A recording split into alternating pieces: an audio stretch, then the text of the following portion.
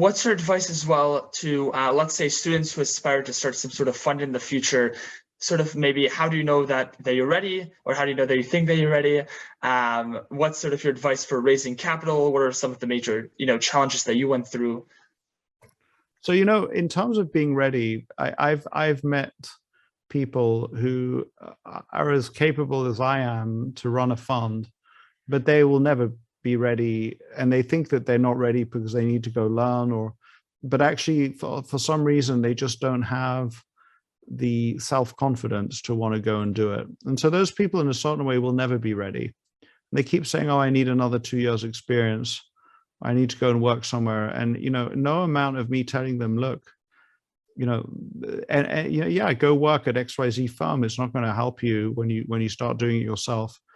But then on the other end of the spectrum, you have people who are overconfident narcissists who think they're God's gift to humanity. And those people, I mean, they will end up doing it whether they're, quote, ready or not, or whether they're appropriate or, and they may succeed and they may not, who knows? So, so I think that, so I think that if you think that the latter applies to you, then you probably need to kind of like go talk to somebody who can help you with your narcissism, because at the end of the day, none of us are God's gift to anything, and the market will hand your head to you multiple times in an investment career. I think if you're the other end of the spectrum and you might be ready, but you never feel like you're ready, that there's also an element there where the person might have to recognize that they're just not cut out for this, because it does require a certain amount of willingness to believe in oneself, even though you don't have all the evidence to know that it's going to work out for you. And then if you're somewhere in the middle, which is I think where I was, is is this kind of like keen appreciation of the risks, keen appreciation of the consequences of failing, while at the same time a desire to move forward with it, I think is probably the place which I think would be the healthiest place from which to move from. I think that, look, I got into doing this with zero investment management experience, and I don't think that it was the end of the world for me. I think the burning desire to do it is probably a good thing. I also think that it's a question of what resources you have available at your disposal. I don't think that I knew that, my father and two former partners of his had a problem. They had cash in the bank and it was being managed really badly. And I thought to myself, I can help them with that.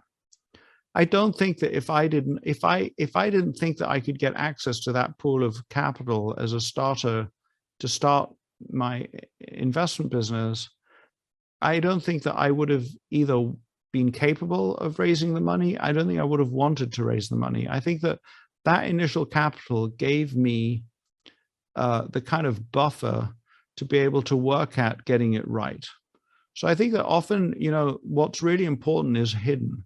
What's important is not whether XYZ person bought or sold Seritage, it's what proportion of their portfolio is it?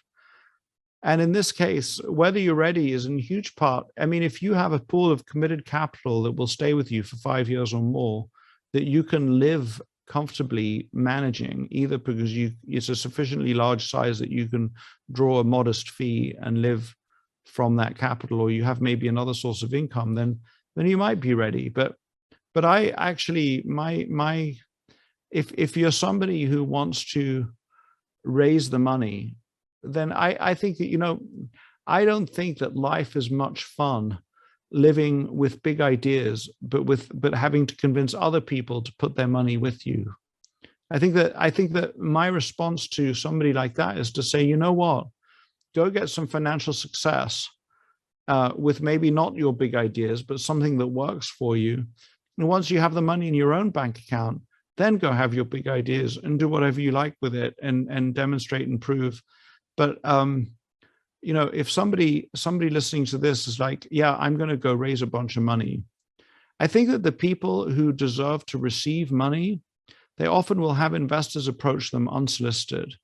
They'll say, I'd like you to manage money for me and my family. I mean, that's what happened to not Stanley Druckenmiller, another famous investor whose name's just gone out of my head, but he invested for the Bass brothers. Very tragic story because he developed a disease that I don't remember his name. He was pretty famous at the time.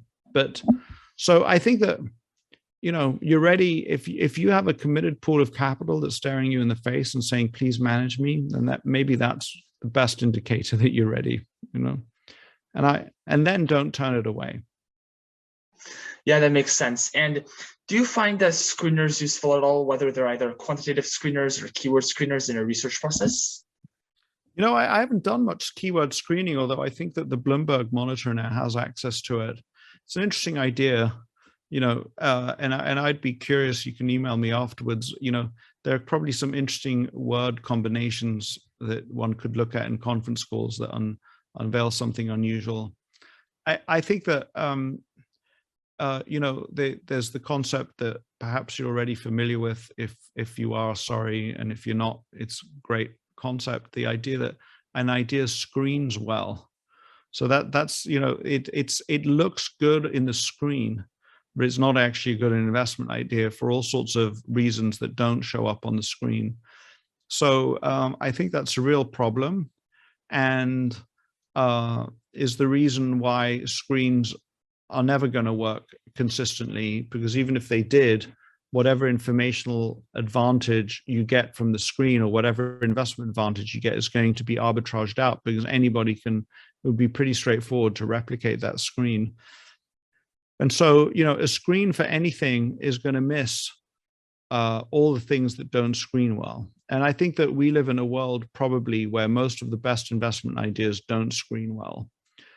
Having said that, I enjoy running screens, and I do it every 1 or 2 weeks. I will run one screen or another, and they're saved on my Bloomberg monitor. And I enjoy seeing what comes up and then going and taking those companies and digging in and trying to learn more about them. And I do that on a regular basis. And one of the ways in which I try to adjust or for the fact that screens don't work well anymore is that I do so many of the best businesses over the last 20 years screened appallingly. You wouldn't have found Amazon on any screen, but you would have seen that Amazon was growing its sales per share at a pretty rapid rate while not diluting the share base. And so, two numbers that I think are very interesting to me are sales per share and just simple share count. And I enjoy looking at companies that have increased sales per share while reducing their share count. So what have they been up to? They're obviously parsimonious with some of the key. And what's great about those two numbers is that they're not very easily manipulable.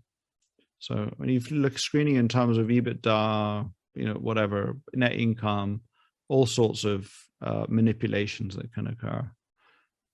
Yeah, absolutely. That makes a lot of sense. And I want to be respectful of your time. So for a concluding question, what were some of the most influential events in your investing career? Influential on whom? So influential for you. So kind of consequential events. Yeah. Yes. Exactly. So obviously I wrote about it in my book. Lunch with Warren Buffett was a huge deal, and a huge deal because it changed my thinking. Even though I was a student of his, the experience of going to the lunch really did make my life, put me onto an even better path. So I would argue that meeting Monish Pabrai was an equally extraordinary event for me, and it taught me so much about how to run a business, and it taught me so many things that I didn't realize were true, that were true, that I needed to act on. That I was, with my, sort of like head up my ass, Oxford education was not going to get to, and Monish helped me to get to that. So, publishing the book actually took my eye off the ball on the portfolio. So it was a kind of like a kind of a seminal event for me in terms of, hey, I published a book. But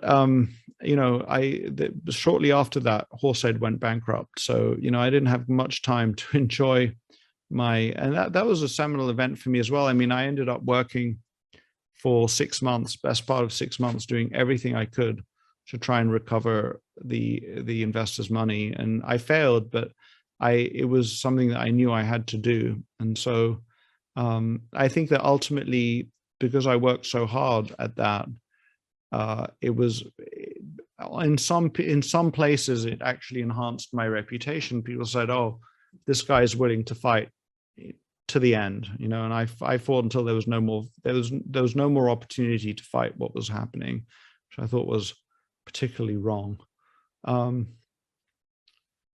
You know, another seminal event for me was, or consequential event was coming across Duff and Phelps credit rating. I think that a huge part of my investing life has been around credit rating agencies. Then I kind of like the business. I mean, if I was not doing the job that I'm doing, I kind of wouldn't mind working at a credit rating agency. I think it'd be kind of fun. And so, you know, that shaped my thinking a lot. That was an early investment. It was just a phenomenal company. It was called Duff and Phelps. It was a spin-off. They did all the right things. You know, they had very high return on invested capital. They bought back a lot of shares. They had this guy, Paul McCarthy, running it, who was very parsimonious, but achieved extraordinary results. They were opening offices around the world and doing really well at opening those offices. And then that made me want to look for other businesses that had similar qualities. So there's a few.